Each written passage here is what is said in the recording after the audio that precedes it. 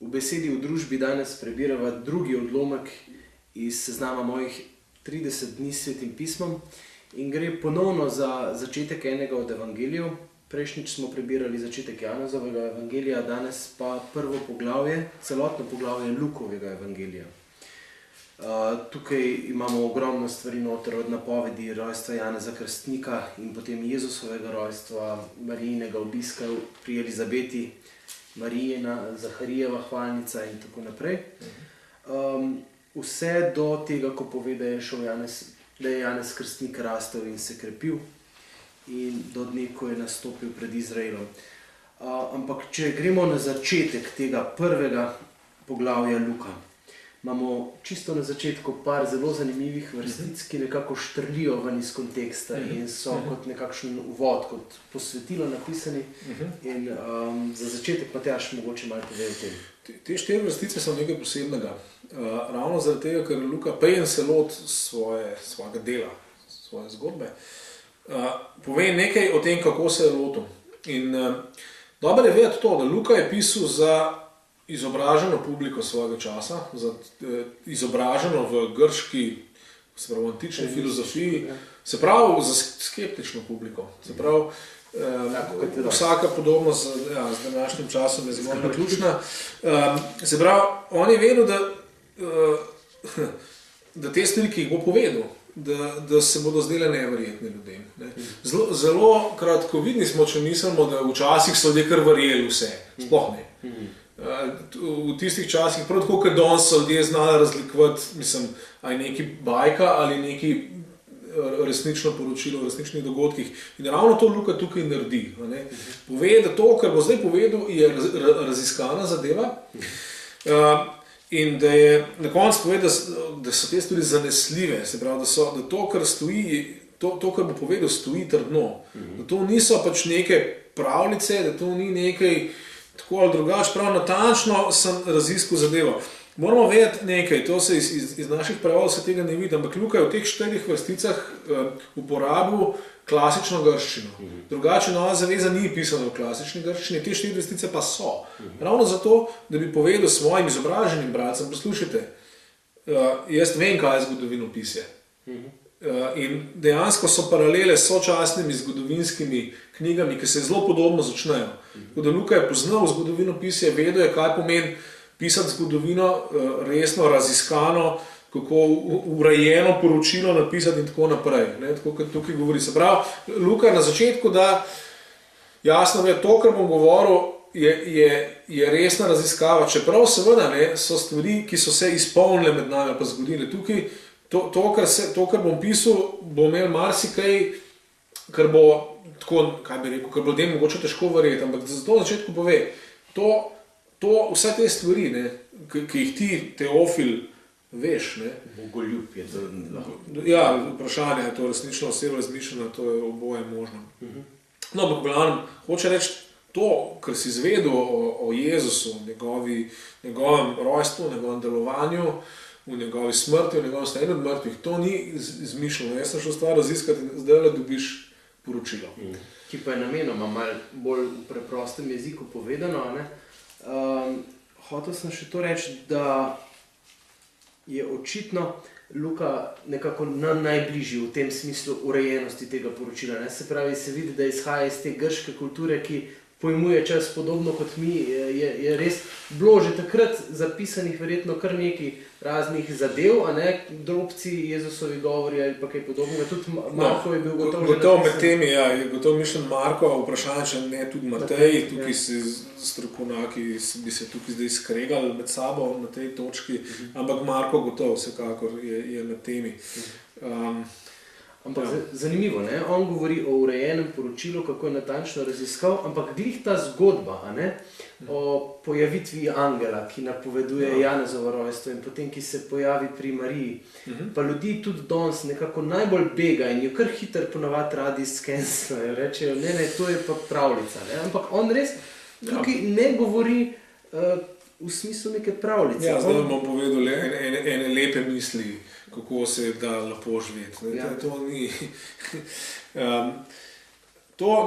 Predvsem pri Luku ena stvar pri tem je to, da Luka za razliko od drugih evangelistov zmeri dogodke upenja v čas in jim daje zgodovinske reference. Celo tudi tukaj v 5. vrstici pravi v dneh kralja Heroda, ker to je bila datacija takrat.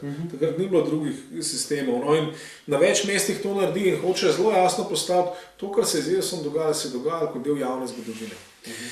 Poglejmo zdaj malo to prvo poglavje, ki je res zelo bogato. Je to še en začetek evangelija. Luka se drugače začne kot Janez.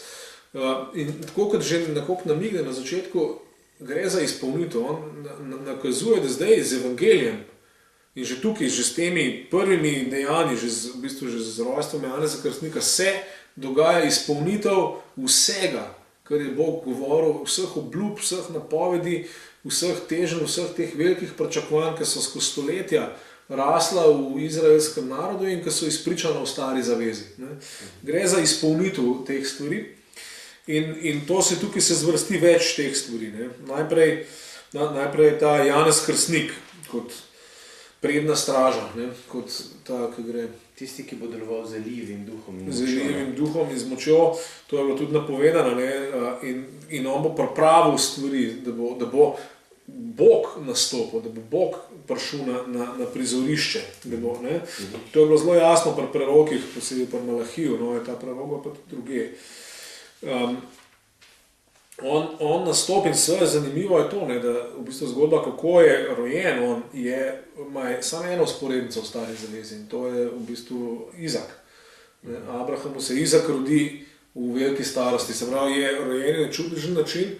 In seveda tukaj se pove nekaj, dogajajo se stvari, ki so vsaj toliko velike, že pri Janezu, kot je sama ustanovitev in izvolitev Božjega naroda. Že pri Janezu Krstniku se zgodi vzporednica z Izakom. Ker to je ozadje, ki ga moramo tle slišati. Rojen je tako kot Izak, se pravi, tle se je ta čudež iz začetka izraelske zgodovine se ponovil.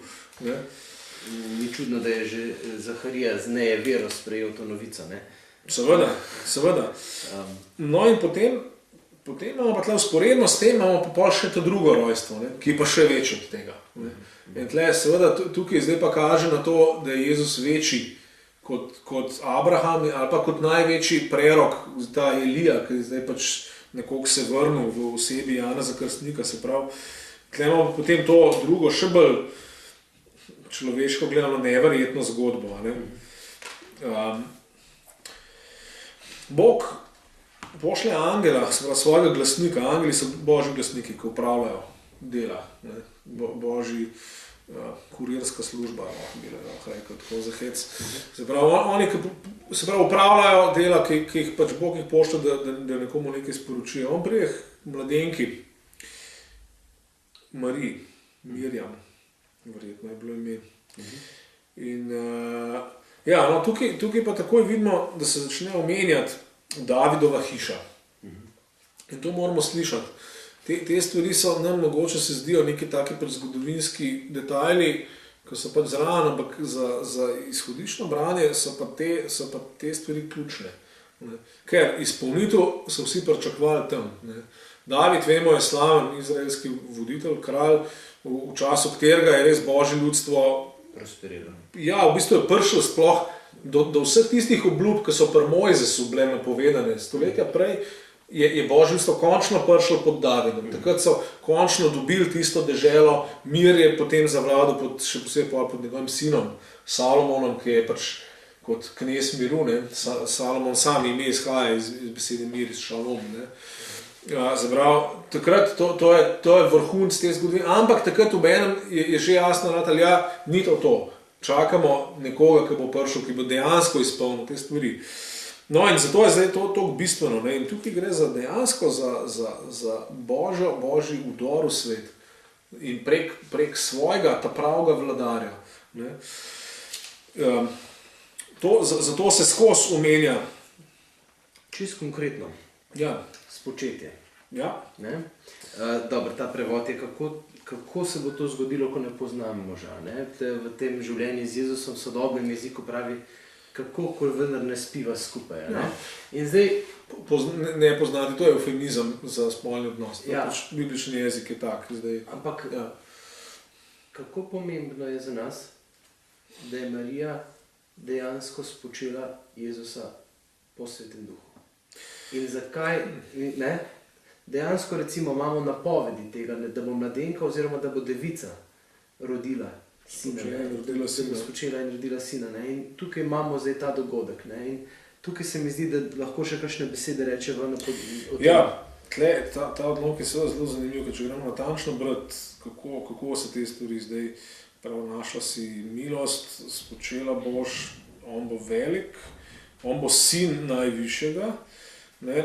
In spet, ne, Bog mu bo dal prestol, Bog mu bo dal to oblast, poglejmo že tle, to je ta vladavina Božja, ne, je že tle napovedana in kraljeval bo v Jakobovi hiši na veke in ne bo konca, ne bo se prav. Zato gre Bog prihaja svojo dobro vladavino urejati svet, urediti svet, ki je padel, urediti najprej svoje ljudstvo in potem vse narode blagosloviti, koliko je bilo pri Abrahamu že obljubljeno. Zdaj pa, kako se bo to zgodilo? Ne? Sveti Duh bo prišel nate, obsenčila te bo moč najvišjega. To je besedišče, ki bi ga pričakovali v templu. Ne? In se pravi, vemo pa spet, tudi že zadnjič smo pri Janezovem evangeliju videli, da je tukaj motiv to, da se Božja slava vrne nazaj. Že pri starozavezni posvetitvi templa se je Tako. tempelj navdala Božja slava in je oblak zakril tempelj. In tukaj imamo nekaj podobnega in tukaj se zdi točno to, Božja slava se vrne najprej na to mladenko, na to preprosto, ampak zelo zvesto služabnico, preprosto zvesto mladenko, ki zaupa Bogu, se vrne Božja slava in ustvar. Zdaj, seveda važno je, Jezus je ravno, če je zdaj res to, ne, da je on spočet tako, potem je on lahko drugi Adam, ker je začet od nule. Tukaj gre za nov začetek. Zato je važno, teološko važno, ne, da je to dejansko rojstvo deviško, tako kot je. Ne, da tukaj ne gre za še naprej nadaljevanje človeškega roda tazga, kot je, ampak da Bog udre tudi na ta način v človeško sfero. Ker mnogi to rojstvo primerjajo z ostalimi, recimo oblastniki, ki so jim tudi rekli, da je Božji sin. Ne? Ampak jaz sem poslušal en zanimiv komentar, ki pravi, ja, ampak za one so tudi tisti takrat so vedeli, da so imeli očeta pa mamo, pa da se jim je rekli Božji sin. Se pravi, je šlo za čisto eno drugo raven te pripovedi. Ne? In niso bili ljudje takrat, tako, kot si rekel na začetku, niso bili naivni. In tukaj vidimo, da gre za drugačno vrsto govorjenja. Ne, ravno zato, ne, tukaj se vidi v bistvu ta dejansko prihod, vrnitev Boga nazaj med svoje ljudstvo. To je prva točka, ker se to zgodi točno na tem mestu. Ne. In zato je potem on lahko res izpolnjen z Božjo močjo in je lahko on ta vladar. Ne. Še kakšna nujna? Moramo pa še zaključiti. Ja, no, omenil bi to, da imamo tukaj dva psalma potem. In to sta dva novozavezna psalma, pisana v jeziku, ki je poln starozaveznih misli, referenc v bistvu, in v bistvu slavita v starozaveznem jeziku, slavita, da so se stvari spomnili, stvari iz psalmov, stvari iz Izaija. Ne, in je normalno in je razumljivo, da je krščanska liturgija že od zdavnej to vključila v svoje bogoslužje, v dnevno molitev in tako naprej. In jih pa moramo brati točno kot del te zgodbe. In če jih beremo, sta to res čudoviti pesmi, ki slavita to, da je Božja vladavina se vrnila, Božje ozdravljanje in svojega ljudstva in sveta se je začela. In to je to, ko slavijo te dve pesmi, obe dve, in Marijina in Zaharijeva hvalnica. To je še en začetek evangelija, ki nas postavlja na to, da se začenja izpolnjevati to, kar je že zdavnaj bilo napovedano. Super, hvala.